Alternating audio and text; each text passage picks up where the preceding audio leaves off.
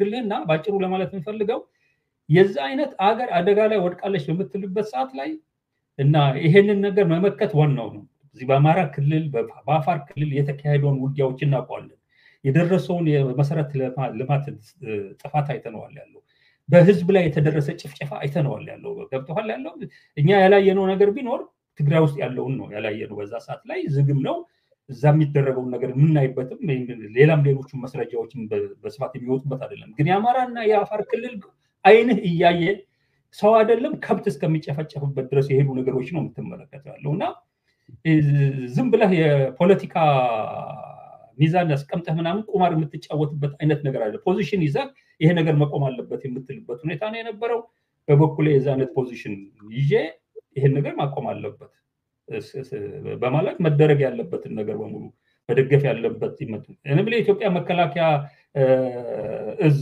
የሰሜን እዝ እኮ ሲመጣ እኔ መጽሐፍ ሸጪ ያገኘሁት ገንዘብ ነበር እኮ ለኢትዮጵያ እኮ መከላከያ 100,000 ብር ሰጥቻለሁኛል በመከላከያ ሚኒስቴር ሄጄ በትልቅ ቼክ ነው ያስረከብኩት ያለው እዛ ቦታ ላይ የሞቱት ወታደሮች ልጆቻቸው ያለ አባት እንደማያድጉ ለማሳየት በሚል ነው ብዬ እንደዛ አይነት አመለካከት ውስጥ እንድትገባ የሚያደርግ ሁኔታ ለምን ተፈጠረ ይላል እንደ ወያኔ እንዴት ነው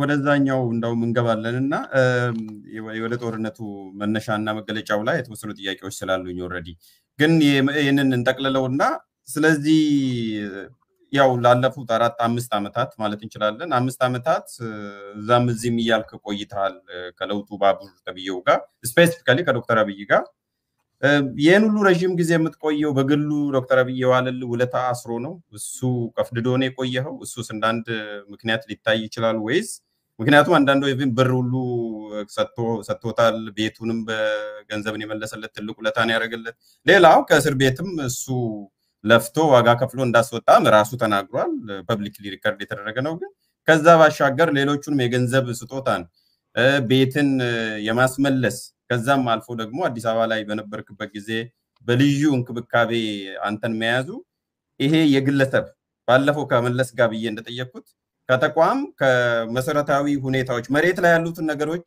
ኦብጀክቲቭ በሆነ መልኩ እንዳትገመግም ይሄኛው ጋርዶ ነበር የአብይ ውለታ በስቶብህ ረጅም ጊዜ ምን እንድትቆይ ያደረገ ውለታ የሚባል ነገር እኔን አይገዛኝም ያለው በመሰረታዊ ሆነ ሌሎች ነገሮች መጣባቸዋለን ኢንፍሉዌንስ ሊያደርጉኝ ይችላሉ ነገር ግን መሰረታዊ የሆነ ከሀገርና ከህዝብ ጋር የተያያዘ ነገር እኔን ከእስር ቤት አንደኛ ከእስር ቤት አስፈታኝ እንድትፈታ ስፈልግ የሚቃወሙኝ ነገሮች ሰዎች ስለነበሩ ታግያ ፈስፈታው ነው የሚለው ነገር ግን እኔ ሁሉ ጊዜም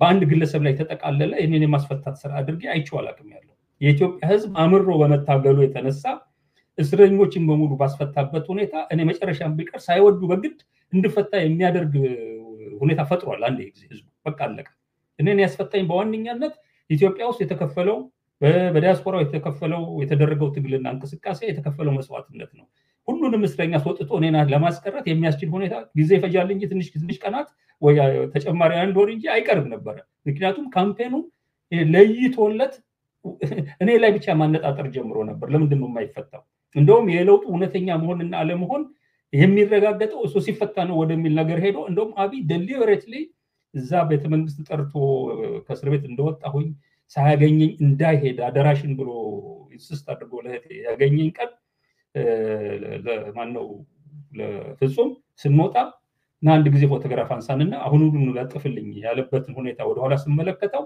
እኔ ያኔ ከእስር ቤት ወጥቼ ትርጉሙንም አላውቀውም ያለው ነገር ግን እሱ በሱ የሚያገኘው የፖለቲካ ጥቅም እንዳለ በደንብ ተረድቶ ነው ያደረገው እና የዛ አይነት ነገር ተፈጥሮ ነበር ያለው ትንሽ ጊዜ ሊቆይ ይችላል እንጂ ወጣ ነበር ስላስፈታኝም ግን ላይሰንስ ይሰጣል ማለት አይደለም አንድ ሰው ህዝብን የመጨፍጨፍ የመዝረፍ አገርን የመናድ መብት ለአንድ ግለሰብ እንዲሰጠው የሚያደርግ ነገር ሊሆን አይችልም ራሱ በግሉ ጥረት እንኳን አስፈትቶኝ ቢሆን ነው ያን አይነት ነገር ከነበለስም ጋር እኮ በጣም ቅርበት ያለው አንዳንዶቹን እኮ ጥዬ በሚሄድበት ሰዓት ላይ እኮ የነጋገሩኝ ሁሉ ሁኔታዎች አሉ የሚል ያለው የፈለኩትን እኮ አይነት ነገር ላገኝ የምችልበት ግንኙነት ነው የነበረኝ ያለው አየው አልሆነም ሄድኩኝ እሱንም ስመለከተው ተመሳሳይ የሆነ ነገር ነው ያሁን ያልከው ማስፈታቱ አይደለም ሁለተኛ የቤት ጉዳይ ለሁሉም ይሄ በሽብር ክስ ተከሰው የነበሩ ሰዎች ወደ መጨረሻው ገደማ ነው እንደውም እኔ ሳልሆን አልቀርም እንደውም የረሱትን ነገር ያስታወስኳቸው እስር ቤት አባቴ ሊጠይቀኝ መጥቶ ከሚኖርበት አንድ ጠባብ የሆነ ክፍል ለምንድነው እዛ የኔ ቤት አለ አይደለ በእኛ ግቢ ውስጥ ያለ ለምን እዛ ውስጥ አትገባም ብዬ የተናገርኩበት ሰሞን ነው ልፈታ 6 ወር ምናምን ሲቀረው ነው ቤቱን የሸጡት ያለው እና በጨረታ ሸጡት የኔም ብቻ አይደለም ሌሎችንም የጀነራሎቹንም ሸጠዋል እስከዛ ድረስ አድርገው የማያውቁትን የነብራኑንም ቤት ሸጡ በጨረታ የኔን ቤት በተመለከተ ሌሎቹም በሙሉ የውጭ ሰዎች ናቸው የገዙት የኔን ቤት ግን እህቴ ልጅ ነው የገዛው ካርታውንም አልቀየረ ምንም አላደረገ ደግሞ በጣም በርካሽ ነው የሸጡት ያለው በ1 ሚሊዮን ብር ነው የሸጡት ያለው በኋላ ስልጣን ላይ የወጣው የአብይ ቡድን በሽብር የተከሰሱ ቤቶችን በሙሉ የተሸጡበትን ዋጋ ቤቶቹ መመለስ ስለማይችል ሸጦ ገንዘብ ያስገባውን ነገር በዛው አመት ውስጥ ስለነበር የተደረገው መልሶ ይሰጣቸው ተባለ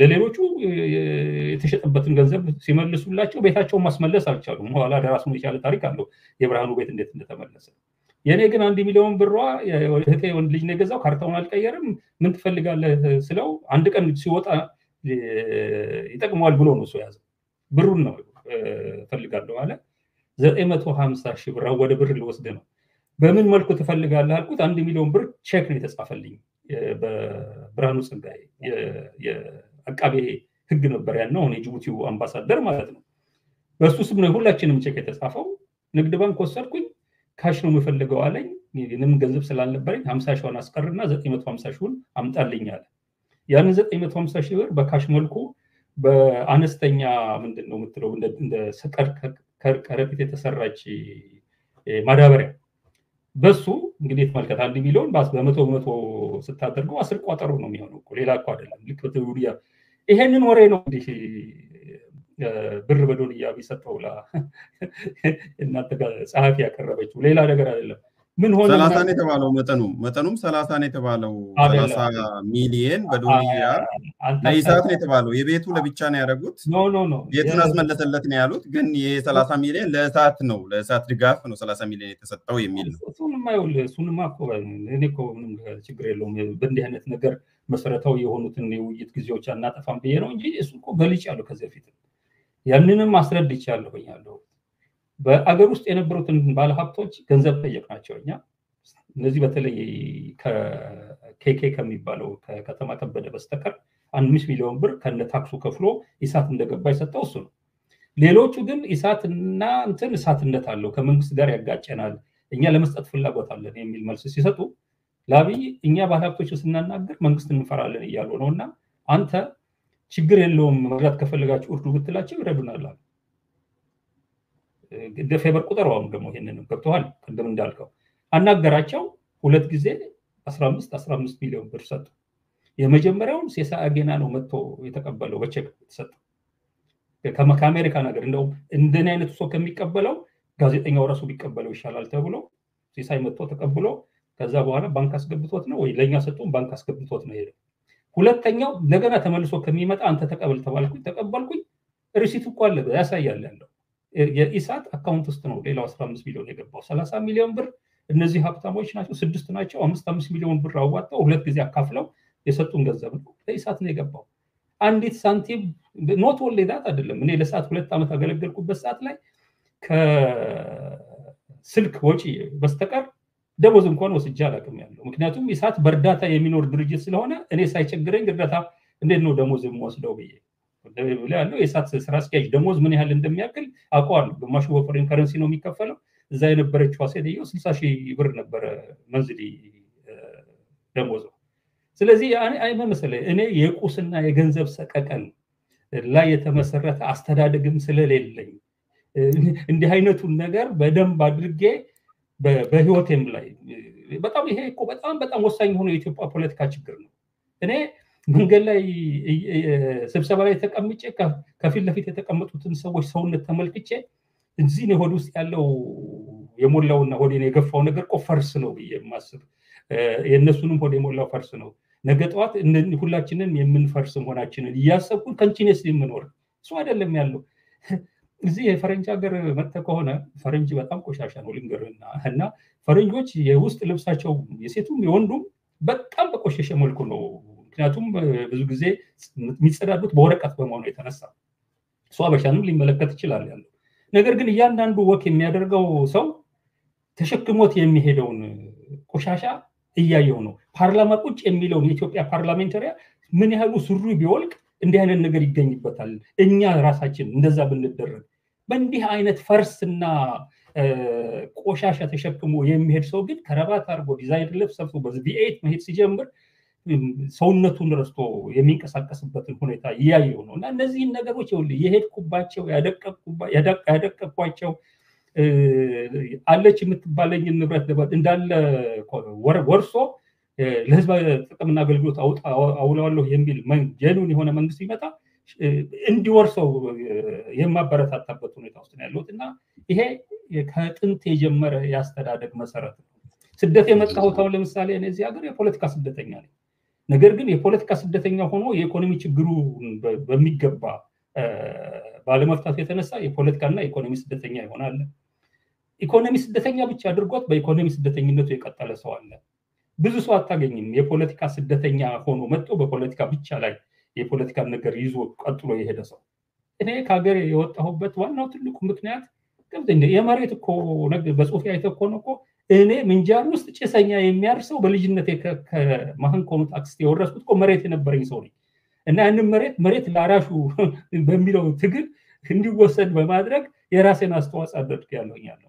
ለእንዲህ አይነቶቹ ቁሳዊ ለሆኑ ነገሮች ማንም ሊደልልኝ እንዳይችል የሚያደርግ ስብዕና የተላበስኩት ካስተዳደገ ቀጥሎ ደግሞ በዚህ ላይ በጣም ሪፍሌክት ያደረኩበት ነገር በመሆኑ የተነሳ ነው። የዚህ አይነት ሪፍሌክሽን የኢትዮጵያ ኤሊት የኢትዮጵያ ፖለቲከኛ በማጣቱ ነው ምን ያለው እጅግ በሳዛኝ ሁኔታ በረሃብ ከሚኖር ህዝብ ላይ ቆዳውን እየገፈፈ ወደ ውጭ ሀገር ብር አሁን ከተቀመጥኩበት ዞር አድርጌ ማሳይ ሲንግል አልጋይ ከጀርባ ያለ እዚህ የምትመለከተው ቁምሳጥኑ ነው። የምኖረው አንድ ክፍል ቤት ውስጥ ነው። የኢትዮጵያ ፖለቲከኞች የሚኖሩበትን ቤት እያንዳንዳቸውን በፈረንጅ ሀገር አሜሪካና በየቦታ ያላቸውን ግምት ውስጥ አስገባዋል። አንድ ቀንም ቦዘር አድርጎኛ ያክኛል ወደፊትም አያደርገኝም ያለው። ሌላው ጥቅምና ስልጣን የምትለው እኮ ፕሬዝዳንት ላድርግ ነው ያለኝ። ደጋግሜ ተናግሬያለሁ። አብይ ሰው ባለበት ነው። አህመድ ሸዴ ነበረ፣ ፍጹም አረጋ ነበረ፣ አበበ ቦጋለ የሚባለው የግንቦት ሰባት ምክትል ሊቀመንበር ነበር። 2 ደቂቃ አላሰብኩም። ምክንያቱም የዛ አይነቱ ነገር ውስጥ ስትገባ ኮምፕሮማይዝ እንደምትሆንና የመናገር ነፃነትን እንደሚከለክልህ ስለማቅም ጭምር ነው። ኖት ኦንሊ አለ አይደለም የማይረባ ስራ መሆኑንም ስለማቅ ብቻ አይደለም ፕሬዝዳንት መሆን። እንደገና የእንግሊዝም አምባሳደር ላርጋ አለ እዛው ቦታ ላይ አልፈልግም ገብቷል። እንግዲህ እንግሊዝ አምባሳደር ስትሆን በፎሬን ከረንሲ ይከፍልሃል ያለው እና እዛን ጊዜ እኔ እኮ በባንክ ውስጥ እኮ 0 ሳንቲም የምትባል ነገር በሌለኝ ሰዓት ላይ ነው ይሄንን የሚላለው። መጽሐፍ እንኳን ሸጬ ገንዘብ አልሰበሰብም በዛ። ስለዚህ የለም አንዳንድ ሰው በዚህ አይነት መንገድ ሊኖር ይችላል አሉ። ቲፒኤልኤፍ ውስጥ ማቃቸው ሰዎች እኮ አሉ። እነ ተወልደ የሚባሉ ሰዎች አንዲት ሳንቲም ትልልቅ ቦታ ላይ ተቀምጠው የፖሊት ቢሮ አባላት ሆነው ሳንቲም የሌላቸው በራሳቸው መንገድ የደረሱበት ኮንክሉዥን ይሄ የንብረትና የምን ጉዳይ ትልቁ ኢሹ አይደለም ያሉ ሰዎች ተገኛሉ። ግን ኤሊቱ እንደ ኤሊት በማስ የዚህ አይነት ስነ ልቦና ማዳበር አልቻለም። የነቀዘ ኤሊት ነው የሀገሪቷን ፖለቲካ የተቆጣጠረው። ያንን ነገር ደግሞ ስለያዘው ምንድነው የሚያደርገው መሰለህ? አንተ የምትናገረው የምትሰራው ነገር በሙሉ እሱ ላይ ክስ የሚከስ ነገር ነው የሚሆነውና ትልቅ ካምፔን አንተ ላይ ያደርጋል ያለ በተለያየ መንገድ። እና አሁን እንዳልኩ ነው ያንብርም እሷ የጻፈችውን ነው ማወራል። እሷ የጻፈችው ከኢሳት ጋር ተያይዞ አይደለም። እሷ የምታውቀው ይሄ በዶንያ በዚህ በማዳበሪያ ከረጢት ለልጅ የወሰድኩበትን ብር ነው የምታውቀው። ያንን ላይ ነው የጻፈችው ያለው በዶንያ ብር ሰጥ ኢማጂን አብይ ካሽ አምጥቶ በዶንያ የሚሰጥበት ሁኔታ የሰጠውን ነገር እኮ ተናግሬያለሁ። አንዲት መኪና በታክሲ ነው ያው ሌት ሆኜ ለምንድን ነው ሌት የሆንከው ሲለኝ ለቀጠሮ ከሂልተን መኪና ልኮልኝ ሲወስደኝ ሂልተን ለመሄድ በታክሲ ነው የተጠቀምኩት። ስለዚህ በታክሲ ለማግኘት ጊዜ ስለፈጀብኝ ነው ስላለው እንዴት በታክሲ ትንቀሳቀሳለህ? እኔ አምጣም አላልኩትም ጠየቁትም ያለው ኢንፋክት ከወርዶ ስብሰባ ስንጨርስ ራሱ መኪናውን ደጅ ያቁሙልኝ ይዞት አሁን መሄድ አለበት ብሎ ወረቀት አልፈረምኩ ምን አላደረኩኝ ያለው ወርዶ በሩን ከፍቶ ቁልፉን ሰጥቶ ይዛት ብሎ አንድ ራቫፎርት ነው የሰጠኛል። ያችን ራቫፎርት መጨረሻ ላይ ነገሮች መጥፎ መሆን ሲጀምሩ የዚህን አይነት መንግስት መኪና ይዤ በሌላ በኩል ደግሞ ከዚህ መንግስት ጋር እየተላከፍኩኝ እንደዚህ ኮንትራዲክተሪ የሆኑ ነገሮችን እንዴት እሰራለሁ ብዬ ወስጄ በራፉ ላይ ፎቶግራፍ አንስቼ የሰጣችሁኝ መኪና ቁልፏን ለዘበኞች ሰጥቼላቸው ሄጃለሁ ብዬ አስረክቤያት ሄጃለሁ። ምንም የለም በዚህ አይነት መልኩ ያው እንዳልኩ ነው የፓብሊክ ፊገር ስለሆነን የሚነሳው የዚህ አይነቱን ወሬ መልስ መስጠት ስላለብን እንጂ ሰብስታንቲቭ የሆኑ ሌሎች ኢሹዎች የሉም።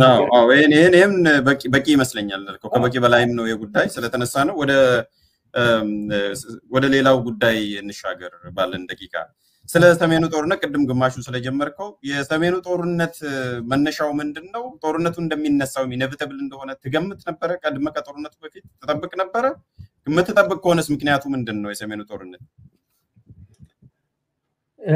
እኔ እውነት ለመናገር ለኔም ሾክ ነው። የሰሜን እዝን መታን ብለው መግለጫ አውጥተው በቪዲዮ በዩቲዩብ ስመለከተው እንደ አይነት እርምጃ ይወስዳሉ ብዬ አላሰብኩም። ያለው አደጋ እንዳለው የሚጠቁሙ ብዙ ነገሮች አሉ።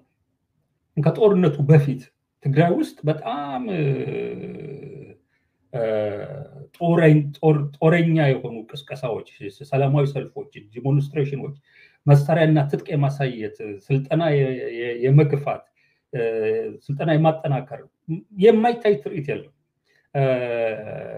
ከዛ ደግሞ ከሰሜን ዕዝ ከመመታቱ 10 ወር በፊት ስዬ አብርሃ ከትግራይ ሚዲያ ጋር ያደረገው ጦርነት ውይይት ላይ 10 ወር አስቀድሞ ስለ ድሮ የትጥቅ ትግል ጊዜ ስለሰሩት እና አሁንም ያንን መስራት እንዴት እንደሚችሉ መካናይዝ አፍርሰን መካናይዝ ሰርተናል፣ ሰራዊት አፍርሰን ሰራዊት ገንብተናል፣ አሁንም ሊነካን የሚፈልግ ካለ ያንን ማድረግ አያቅተንም የሚል ንግግር ተናግሯል። ያለው ኦፍ ኮርስ ንግግሩን ሙሉ በሙሉ ስታዳምጠው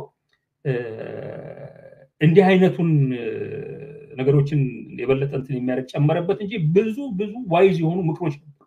የሱ ንግግር ብዙ ብልህነት የተሞላው ለሁለቱም ወገን የመከረው ነገር ነበር። ግን በሌላ በኩል ግን የማይቻሉ መሆናቸውን ጀግና መሆናቸውን ነው ነገር እኔ ለስዬ በስሙ ጠርቼ አገር ማነው ብሔራዊ ቲያትር ባደረኩት ንግግር ዘመናት ተቀይሯል ያለው የዛን ጊዜ የነበረው ዓለም አቀፍ የሚሆን ሀገራዊ ሁኔታ የለም። ደርግን ለማሸነፍ ኮንትሪቢዩት ያደረጉት አስተዋጽኦ ያደረጉት ነገሮች ዛሬ የሉም። በድሮ ጭንቅላት ሚዛንነቱ የተዛባ የጀግንነት ልክ አለን ብላችሁ የምትሄዱበት ነገር አደጋ ሊያመጣ ይችላል የሚል ማስጠንቀቂያ እስከመስጠት ድረስ ሄጃለሁ።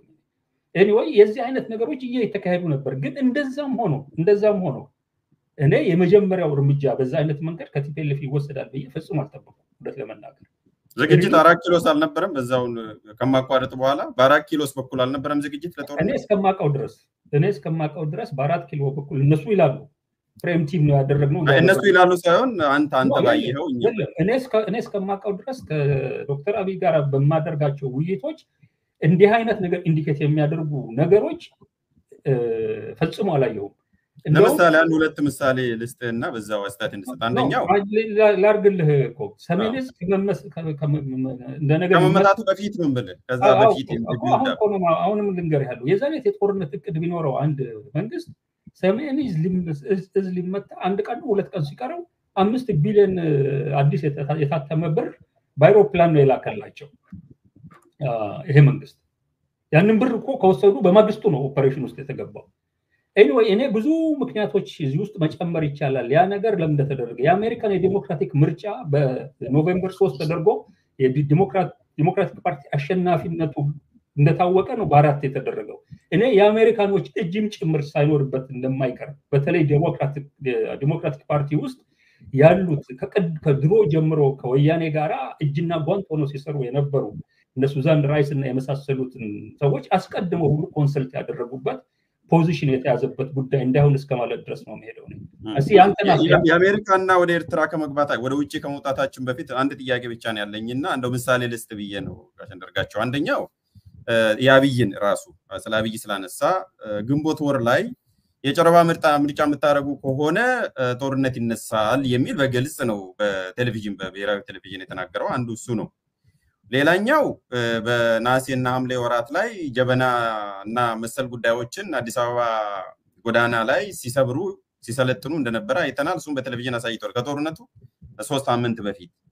ሌላው እንደገና ደግሞ በዛ የኤርትራ መንግስትና ወይም ኢሳያስ አፈወርቂና ጠቅላይ ሚኒስትር ዶክተር አብይ አህመድ ተገናኝተው ባደረጉት ግንኙነት ላይ ስለ አየር ኃይል ስለ ኢትዮጵያ ምድር ጦርና መሰል ጉዳዮችን ሲጎበኙ ሲያሳይ ነው የነበረውና ከዛ ውጪም የዓለም አቀፍ ማህበረሰብም በጽሁፍም በሌላ መልኩም ሲናገሩ ነው የነበረው።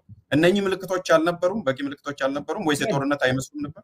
ኖ እኔም በጣም በግልጽ ነው ማስቀምጥልህ። በቃል የሚነገሩትን ነገሮች ወስጄ በተግባር ጦርነት ሊደረግ የሚችልባቸው ሁኔታዎች ዝግጅት ነበር የሚል ነገር ላስቀምጥልህ አልችልም። በቃል ደረጃ አንታጎናይዝ አንደኛ መርሳት አንድ ነገር በደንብ ግልጽ እናድርግ። እነዚህ ጦርነቶች ሁሉም ቦታ ያሉ ጦርነቶች የህዝብ ጦርነቶች አይደሉም። የትግራይ ህዝብና የአማራ ወይ የኦሮሞ ወይ ምናምን አይነት ጦርነት የለም። የኤሊት ጦርነት ነው። በዚህ ኤሊት ጦርነት መሃል የተደረገ ነገር ስመለከተው ይሄ በአብይ በኩል ያለው ኤሊት በቲፒኤልኤፍ በኩል ሲደረግ የነበረውን አይነት ከጦርነት ጋር የነበረ ዝግጅት የሚያሳይ ነገር ያንን አይነት ነገር እኔ አላየሁም። ያን በዚህ ሌቭል የመጣ እዛ እኮ ዴይሊ ሩቲን ሆኗል ያለው በየጊዜው የመሳሪያ ዲስፕሌይ ማድረግ መንገድ ላይ በስቴዲየም ውስጥ የሚደረጉ በተለያዩ ቃለ መጠይቆች ትልልቆቹ የቲፒኤልኤፍ መሪዎች መጥተው ጦርነት ከተጀመረ ከትግራይ አልፎ ከቀጠና አልፎ ዓለም አቀፋዊ ይሆናል ብሎ የሚናገሩበትን ሁኔታ ሌሎች ኃይሎች ሁሉ እንደሚገቡበት ጠብቀው የነበረበት ሁኔታ እንደነበረ የሚናገር ነገር ሲያቀርቡ ነው የነበረው። በሌላ በኩል ኦፍ ኮርስ የተለያዩ ንግግሮች አሉ። እነዚህን ወደ ጦርነት ሊወስዱ ይችላሉ እና እርምጃ ይወስዳል የኢትዮጵያ መንግስት ብሎ መደምደም የሚያስችለኝ አይደለም። የኢሳያስስ በደንብ ስለምታውቅ ጌም ኦቨር ብሎ የተናገረው ከጦርነት በፊት እሱስ ምን ነው የሚያመለክተው? ወያኔ ጌም ኦቨር ብሎ የተናገረው አዲስ አበባን በጎበኘበት ጊዜ እና ጦርነት ምንለው እሱን ሁልጊዜም በተደጋጋሚ የአካባቢው የሰላም መረጋጋትም የትብብርም ጠንቅ ወያኔ ነው ብሎ ነው የኢትዮጵያ መንግስት የሚያምነው። በጣም የከረረ አቋም አለው። እነሱ አይደለም የቲፒኤልኤፍም ተመሳሳይ አቋም ነው ያላቸው። የሁለቱ አካባቢዎች ኤሊት በዚህ ደረጃ የተካረረ አቋም ራሱን የቻለ አርዕስት ተሰጥቶት ውይይት ሊደረግበት የሚገባ ጉዳይ ነው። ፖለቲካል ብቻ ነው ወይ የሚል ጥያቄ ሁሉ ነው ማነሳው ላይ ሳይኮሎጂካል የሆኑ ሂስቶሪካል የሆኑ ማአት ኢሹዎች ያሉት ከማንም በላይ ኢንፋክት አንድ መሆን የሚገባቸው ተቀራርበው መስራት ያለባቸው የካልቸራል ሊንጉስቲክ ምናምን ነገራቸው ሲሚላር የሆነ ኤሊቶች ያሉት ሁለቱ ቦታ ነው።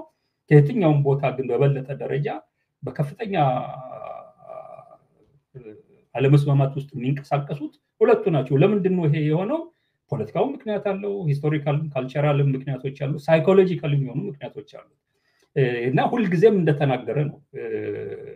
ደብቆ አያውቅም ኢሳያስ የአካባቢው ጠንቅ መሆናቸውን። ስለዚህ ቬስትድ ኢንተረስት በአማርኛ ወይም የራሱ የሚነካ ጥቅም አለው ያገባዋል ኢሳያስ ወይም የኤርትራ መንግስት በኢትዮጵያና በህዋትና በፌደራል መንግስት መካከል በተደረገው ጦርነት መግባቱ ተገቢ ነው ጀስቲፋይድ ነው ብለን የምታምነው እግረ መንገዱ ነው?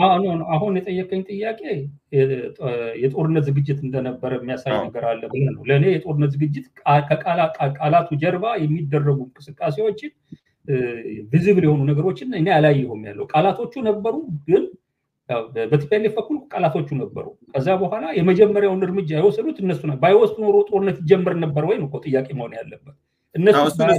እሱን እንደ ትሪገር ነው ሰር ትክክል ነው። እሱን እንደ ትሪገር ነው አሁን ለምሳሌ ወደ ጦርነት ባይሄዱ ኖሮ የኢትዮጵያ መንግስት በቲፒኤልኤፍ ላይ ጦርነት ያውጅ ነበር ወይ? ያውጅ ነበር። በምን ሰበብ ነው ሊያውጅ የሚችለው?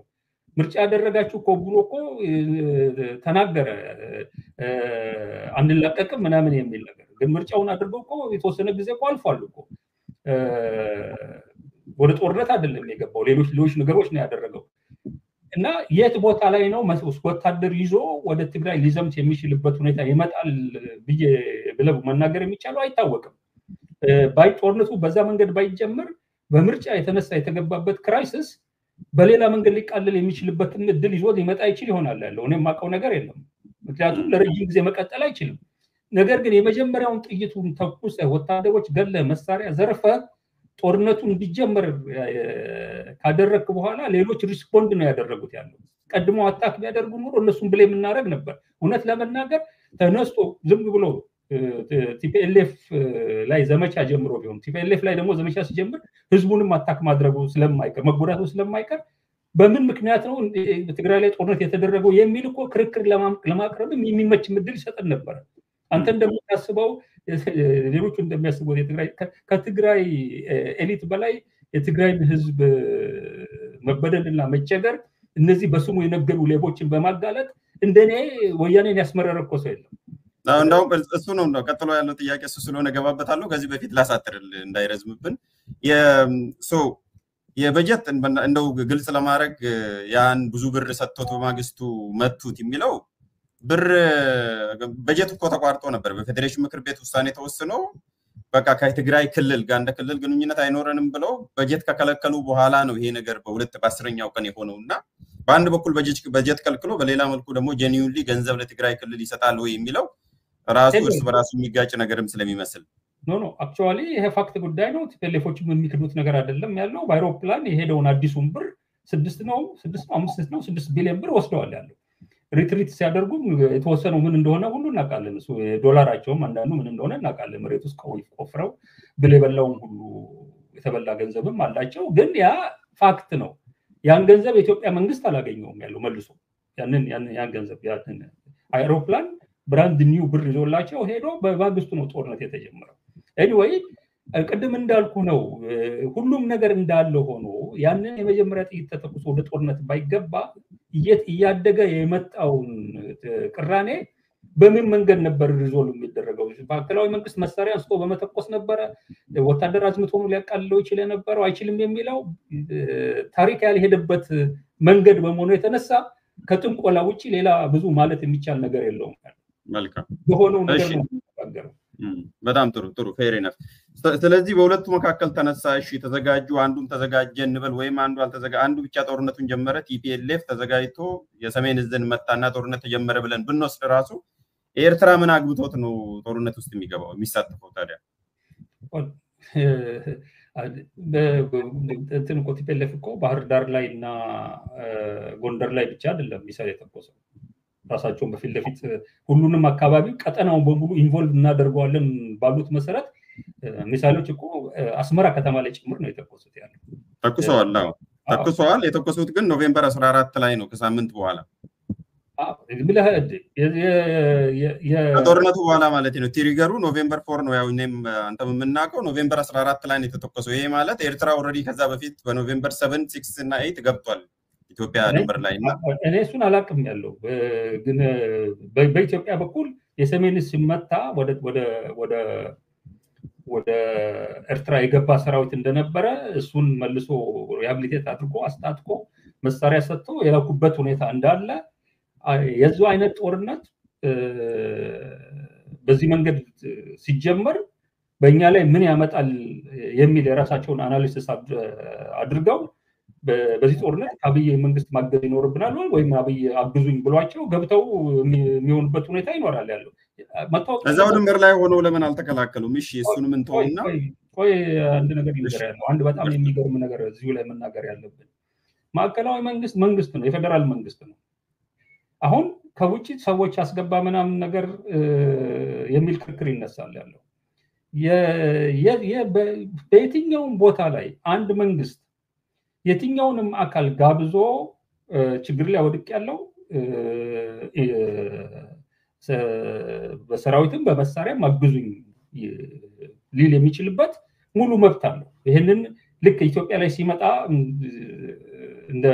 እንደማይሰራ በጣም በርካታ ሀገሮች የሚሊተሪ አላያንስ ፎርም እያደረጉ አንደኛው ሲጠቃ ሌላውም አብሮ ከሱ ጋር የሚሳተፍበት ማአት ኢንሲደንቶች ናቸው ያለው። የአብይና የኢሳያስ ግንኙነት በእንዲህ አይነት መንገድ ላይ የተመሰረተ ጥሪ ተደርጎ ችግር ላይ ወድቋል ሀገራችን፣ የእናንተን እርዳታ እንፈልጋለን ኑ ብሎ ከጋበዛቸው እና እነሱም ደግሞ የኛ የራሳቸው ብሔራዊ ጥቅም በወያኔ የበላይነት የሚጠቃለል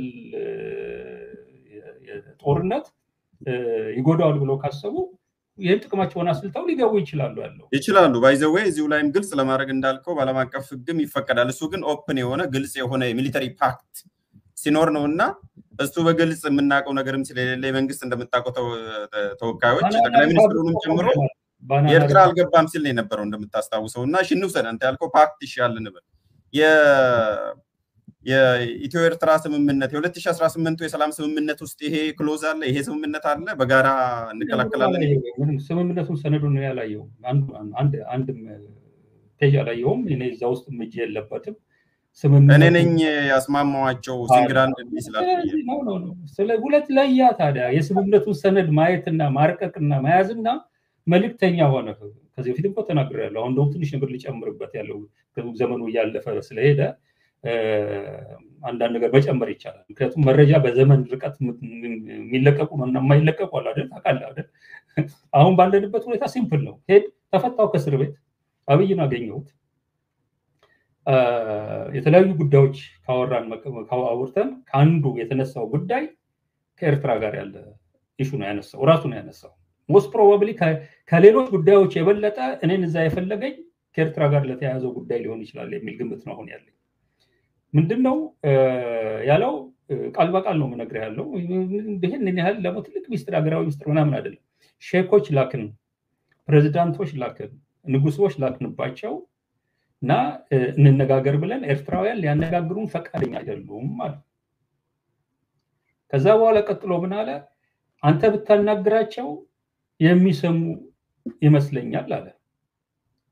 እኔ እነዚህ ሁሉ ትልልቅ መልእክተኞች እምቢ ብለው እኔን እንዴት ይሰማሉ ስለው የሰጠው መልስ ገት ፊሊንጌ ይነግረኛል ነው ያለው። ኦኬ አሁን ይሄንን ከተናገረ በኋላ እኔ እንነጋገር የሚል ፍላጎት አለው ብዬ መናገር እችላለሁ። ግን አንድ ነገር ግልጽ መሆን አለበት። ያልኩትን ነው ማስቀመጥ፣ ግልጽ መሆን አለበት።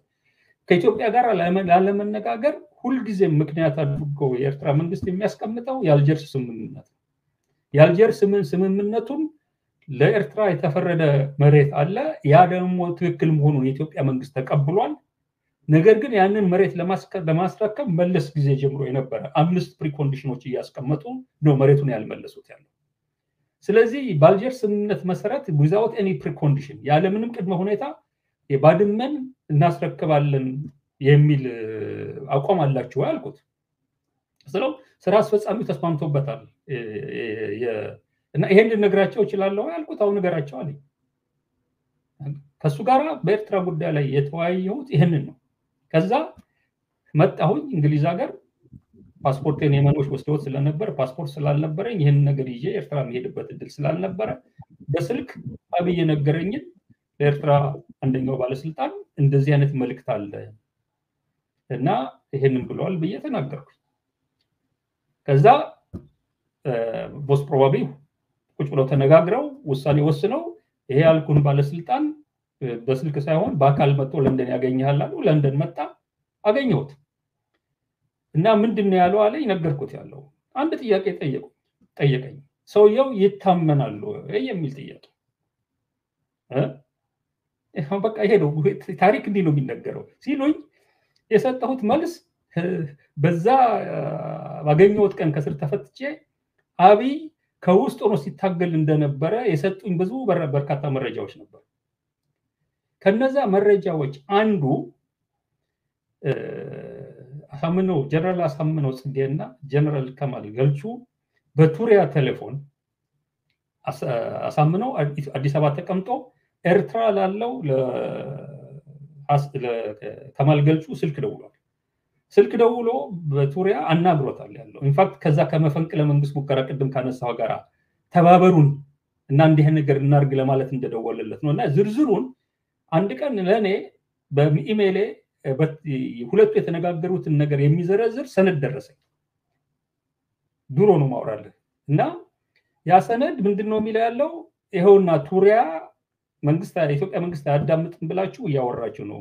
አሳምነው ደውሎ ከከማል ጋር የተነጋገረው እሱ ያለው እሱ የመለሰለት ብሎ በዝርዝር የተወሰነ ፔጅ ትራንስክሪፕት ነው ያገኘሁት።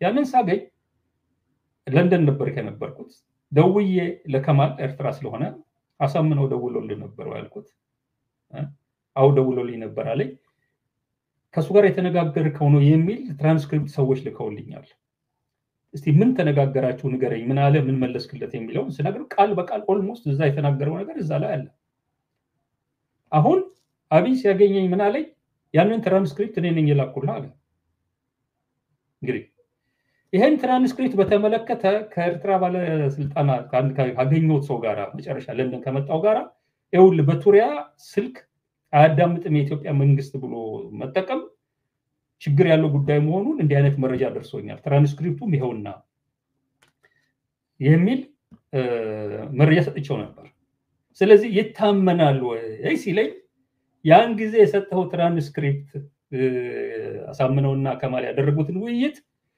ከውስጥ ሆኖ ተጠንቀቁ የሚለው መልእክት ቱሪያ መንግስት ኢትዮጵያ መንግስት ያዳምጥም ብላችሁ ዝም ብላችሁ አትጠቀሙበት የሚለው መልእክት የላከው እሱ ነው እና እኔ ነኝ ብሎ ነግሮኛል ምክንያቱም እስከዛ ጊዜ ድረስ ማን እንደላከው አናውቅም ነበር ስለው ይሄ አንድ ኮሶሊድ የሆነ ከውስጥ ሆኖ የሚታመን ሰው መረጃ ነው የሆነው ለነሱ ሌሎች የነገረኝ ነገር አለ አብይ አዲስ አበባ ነው ስሙ ለንደን ድረስ መጥቼ ነበር ላገኛል የዛን ነገር ግን ኤርትራ ሄደሃል የፋሚሊ ውስጥ ባለቤት የሆነችዋን ሴት ቁጥር ይዞ መጥቶ ነው መጣው ያለኝና ኤርትራ ሄደሃል አሉኝ ሳላገኝ መጣው አለ this is another thing የተናገረው ሌላ ምን አለ የናሳምነው እንቅስቃሴ ያደረጉ ያለ አንድ ቀን ለኔ ስልክ ተደወለልኝ ለንደን የነሱ እንቅስቃሴ ወያኔ ደርሶበታልና ከመበላታቸው በፊት የሚያደርጉትን ነገር ያድርጉ ብትነግራቸው ይሻላል ይላል አሁን ማን እንደደወለ አላውቅም ያንን ስልክ ላይ ኦፍ ኮርስ እኔ ለአሳምነው እና ማግኘት ለቻልኳቸው ሀገር ውስጥ ላሉት ሰዎች ይሄ ነገር በዚህ ደረጃ በመንግስት በኩል የመጣ መረጃ ነው ከመንግስት ውስጥ ካሉ ሰዎች ነው የመጣው መረጃ በስልክ ነው የነገሩኝ የሚደረገው ነገር በሙሉ እንደዚህ ሆኗል የተበላ ጉዳይ ነው ነገሩና የምታርጉትን አርጉ ተብላችኋል አልኩኝ በዛ የተነሳ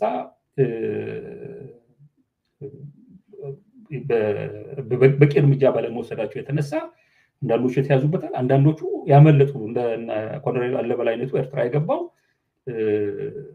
እንዲህ አይነቱ መረጃ ደርሶት ሳይሆን የዛን ቀን እንደዚህ የከበባውን ነገር ተመልክቶ ጠርጥሮ በራሱ መንገድ ስላመለጠ ነው ሲቪል የነበሩት የኛ ሰዎች ከነሱ ጋር የሚተባበሩትን መልእክት አስተላልፈላቸው በወሰዱት እርምጃ አንዳቸው አልተያዙም ያለው ግን ወታደሮቹ አካባቢ ለምን እንደሆነ አላቅም ሰኞ ቀን ተነግሯቸው አርብ እስከሚያዙ ድረስ ጊዜ ነበራቸው ኦልሞስት ሁሉንም ያዙበት ነው ተፈጠረ ይሄንን ያደረኩት እኔ ነኝ አለ የነገርኩት ወያ ያስተንቀኝ እንግዲህ አስብ አንድ ሰው ከእስር ቤት ተፈታል ሄድክዛ እነዚህ ሁሉ ነገር ያደረኩት እኔ ነኝ አለ አሁን ላንተ የሚሰጥህ ኢምፕሬሽን ምንድነው ከምሩ የሰውዬ ስርዓቱን አምሮ ሲታገል የነበረ ሰው ነው የምትለው እና ይሄንን አይነት መረጃ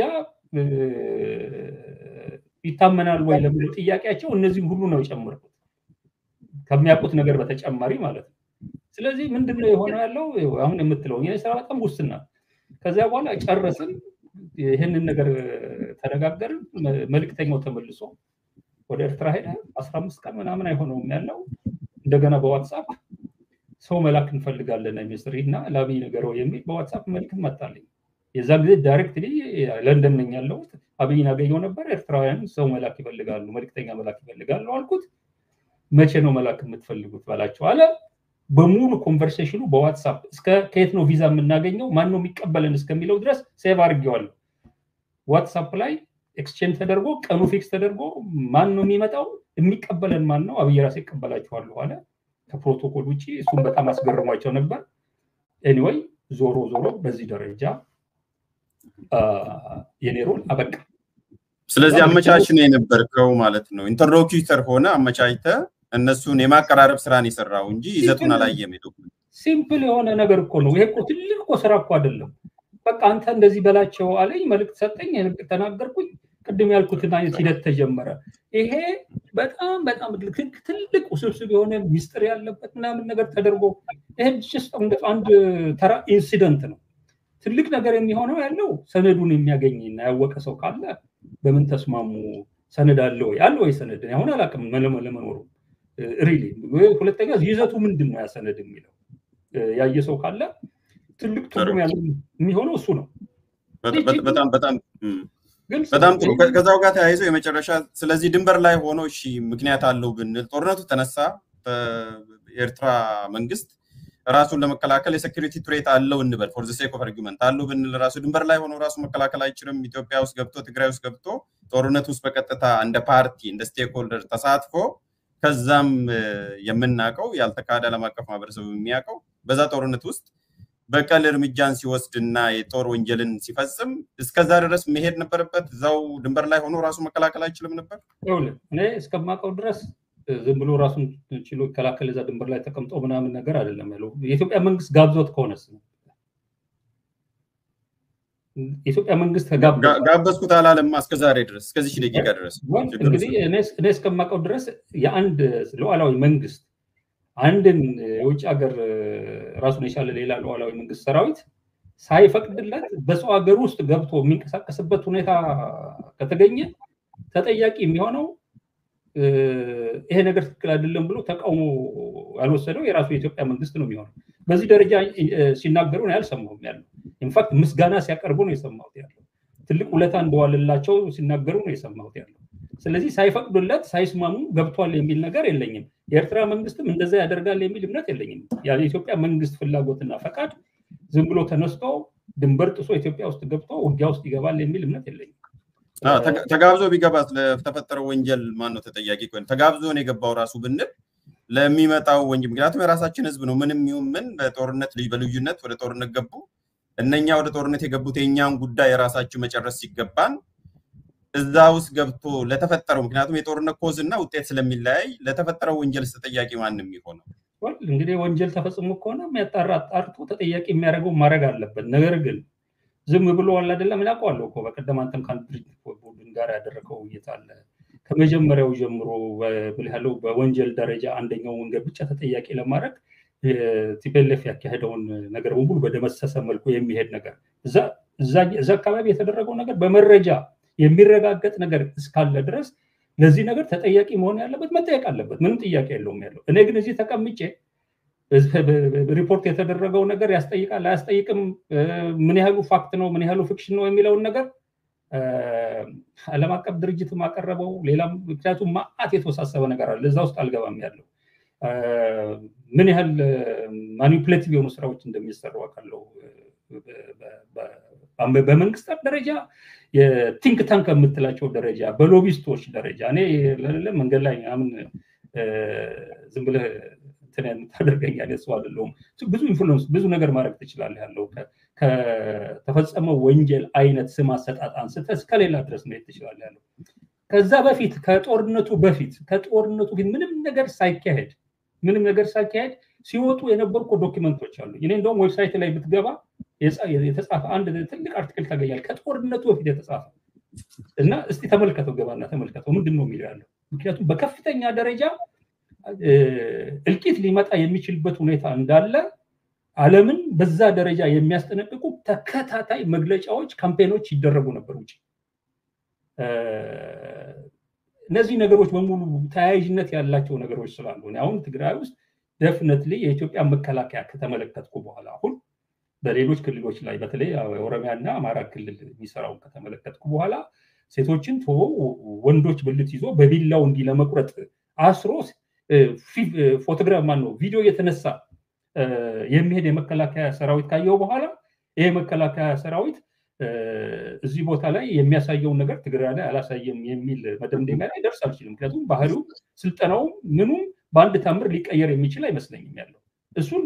ስለዚህ ዛሬ ላይ ሪትሮስፔክት የምትጸጸተው ነገር ይኖራል ዛሬ ላይ ሆነ ይሄን ካየ በኋላ እና ወደ ኋላ የእንትን ጊዜ ከወሰድክ በኋላ የጽሞና ጊዜ ከወሰድክና ነገሮችን ከገመገምክ በኋላ በጦርነቱን በመደገፍ አይደለም። እሱን ቅድም ጨርሰናል። ጦርነት ተነሳ። ጦርነት ቢነሳም የራሱ ህግና ስርዓት አለው። ከኢትዮጵያዊ ስነ ስርዓት አለው። ጦርነት ኢንጌጅ የሚደረግበት ዓለም አቀፋዊ ህግም አለ። የኢትዮጵያ አሰራርም አለ። የኢትዮጵያ እሴትም አለው። የምናውቀው ድሮም ጦርነት እኛ ስናካሄድ የቆየን ጦርነት ያልተለየን አባቶቻችን በ17ኛው ክፍለ ዘመን እንኳን ጦርነትን በስርዓት ለመምራት የሞከሩ አገር ቤተሰቦችና ባለቤቶች ነንና በጦርነቱ ውጤት የምትቆጭበት ነገር አለ? በጦርነቱ መነሳቱ በመደገፍ አለ? በውጤቱና በአንተ በግል ተሳትፎ የምትቆጭበት ነገር አለ? እኔ በሁለት ነገሮች ነው ይሄ ጦርነት እንዴት ተጀመረ፣ ለምን በዚህ ደረጃ አድጎ እንዲህ አይነት ነገር ውስጥ ተገባ፣ እሱ በዋነኛነት ራሳቸውን ይፈትሹ ቲፒኤልኤፎች ቅድም በሰጠነው ምክንያት። ይሄ ጦርነት ግን ዳይሬክትሊ የትግራይን ህዝብ አፌክት አድርጎ ያንን ህዝብ እነዛ እናቶች መርዶ በሚረዳበት ሰዓት ላይ የሚያሳዩትን ነገር በአደባባይ መጥቶ ማየት ምን ያህል እልቂት እንደተካሄደ ስትረዳ ምንላለው ሰብአዊነት የሚሰማው ማንኛውም ሰው በተለይ ደግሞ እንደኔ ቀረብ ብሎ በተለይ የትግራይን ገበሬ የትግራይን እናቶች ከጃቸው ለበላሁኝ ከልጆቻቸው አፍ ስታመም የነጠቁ ወተት ያጠጡ እንድበረታ ያደረጉኝ እናቶች የነሱን ልጆች እልቂት እኮ ነው ዝም ብዬ ቁጭ ብዬ ምናምን ነገር አይቼ ምናምን ነገር የማልፈው ይመስላል ለማየት እስኪ ከብደኝ ድረስ ነው። ግን ምንድነው የሚያደርገው? ይሄ ጦርነቱን አስቆመን አላተረፍናቸው። ጦርነቱን ማስቆም የምንችልበት እድልና ጉልበት በእኛ እጅ አይደለም የነበረው ያለው። ጦርነቱን ማስቆም ሳትችል ጦርነቱ ካበቃ በኋላ ለሚታየው የህዝብ ሰቆቃ እልቂት እና ውድመት ጸጸት ቢሰማ ምን ትርፍ ያገኛል የትግራይ ህዝብ? አለመደገፍ አይቻልም፣ ማስቆም ባይቻልም አለመደገፍና የግልን ተሳትፎ መገደብ አይቻልም ነበር። ሉክ አሁን እየነገርኩ እኮ ነው። እኛ እርምጃ ወሰዱ፣ ህግ ማስከበር የሚል ነገር ተገባ፣ ትግራይ ላይ የሚያደርጉትን እንቅስቃሴ ያደረጉ። ከዛ በኋላ ቲፒኤልኤፍ ወደ ምንድነው ስሙ ገባ፣ ወደ ተንቤን ተመልሶ መጣ። የሚማርከውን ማረካ፣ የሚቀማውን መሳሪያ ቀማ እና በከፍተኛ ጉልበትና ኃይል የአብይ ወገኖች የሚሉትን ውሸት መሆኑን ስለማቅ ነው አሁን ምነግርህ ያለው። ለትግራይ ህዝብ ፋታ ለመስጠት ለምናምን ነገር ከዛ ወጣን የሚባለው ተሸንፎ ነው የወጣው። መሳሪያውን አስረክቦ ተተኳሹን አስረክቦ ሰራዊቱን አስረክቦ ኦልሞስት ዜሮ በሆነበት ሁኔታ ነው የወጣ ያለው እና እኔ በአካልም አናግሬዋለሁኝ ያለው ለምንድነው ቲፒኤልኤፎች ከዛ ወጥተው ወደዚህ ሲመጡ መከላከል ያቃታችሁ? አንድ ጊዜ መሸነፍ የጀመረ ወታደር ማቆም አትችልም ነው ያለኝ። በቃ እና እንደ ስኖቦል ነው የተሽከረከረ ቦታ እየለቀቀ የሚሄደውና በቁጥርም መንምኗል። በሌላ መንገድ ኃይል አደራጅተን ካላቆምናቸው በስተቀር አዲስ አበባ መምጣት ይችላሉ እስከማለት ድረስ ነው እና ወደ ማደራጀት ትጥቅ መግዛት ሰራዊት ወደ ማሰልጠን ትልቁ ካምፔን የተጀመረ በዛም ጊዜ በደብረ ሲና ደረሱ ወያኔዎች።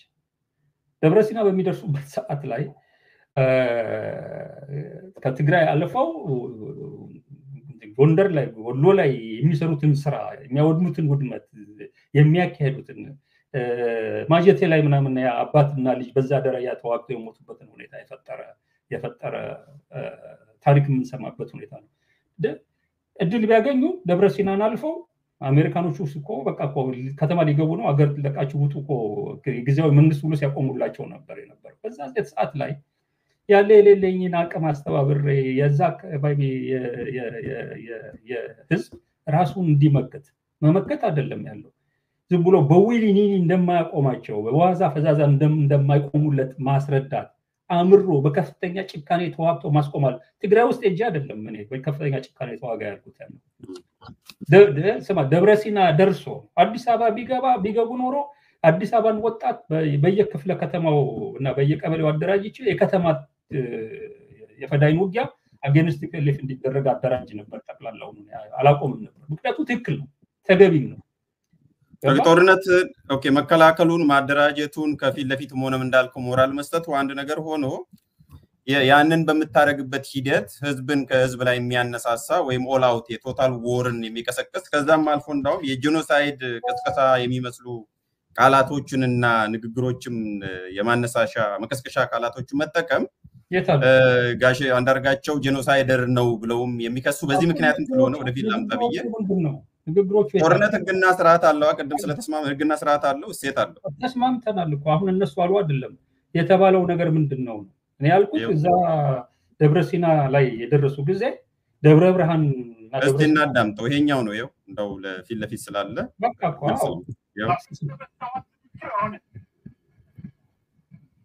በሀገር ውስጥና በሀገር ውጭ በርካታ ኢትዮጵያውያን እንዳሏችሁ አምራችሁ ሌላ ምርጫ ስለሌለ ነው። አምራችሁ ያለምንም ርኅራኄ ያለምንም ኢትዮጵያ ውስጥ ተደስራችሁ ይመጣል ያለምንም የሚያስፈልገው ማንኛው እውነት ነው የምናገረው አምራዊ በሆነ ጭካኔ ነው ልንጋፈጣቸው የሚገባው። እና ይሄን ነው ቅድምም ያው ፊት ለፊት እንዲመጣ ነው። እዚህ ላይ አንድ ሁለት ነገር ነው እንደው እንትን ላድርግ። ምንድነው ቅድም የሚያመጣውት ለዛ ነው እንቶ ጦርነቱን ለጊዜው እንቶና ህግና ስርዓት አለው ጦርነት። ከዛም በዘለለ ደግሞ እኛ ኢትዮጵያ ውስጥ ሆነን እሴት አለን፣ ባህል አለን። በ17ኛው ክፍለ ዘመን ለምሳሌ ካነበብኳቸው መጽሐፎች ውስጥ አንዱ ዜና መዋዕል ምን እንደሚለው ፈረስን ሸልመ ስንቅና ትጥቅን ጭነ ኮረብታው ላይ ጠብቀኝ ተብሎ በሚነጋገሩበት ቅድመ አያቶቻችን የትግራይ አባቶችንም ጨምሮ ዛሬ በ21ኛው ክፍለ ዘመን ላይ ሆነን ኢትዮጵያዊ የዋህነትን፣ ኢትዮጵያዊ ርህራሄን፣ ኢትዮጵያዊ መተሳሰብን ትተ አማራዊ ባህልን ትተ በጣም በጭካኔ ግደል ማለት ተገቢ ነው ወይ? ይሄ የህዝብ እልቂትን አይቀሰቅስም ወይ ነው በዚህ ላይ? ስማ እነዚህ ሰዎች ተዋጊዎች ናቸው። የአፋርና የአማራን ምድር ወስጥ እያደረጉ ወደ ድንጋይ ዘመን በሚቀይር ደረጃ ተቋማትን እያወደሙ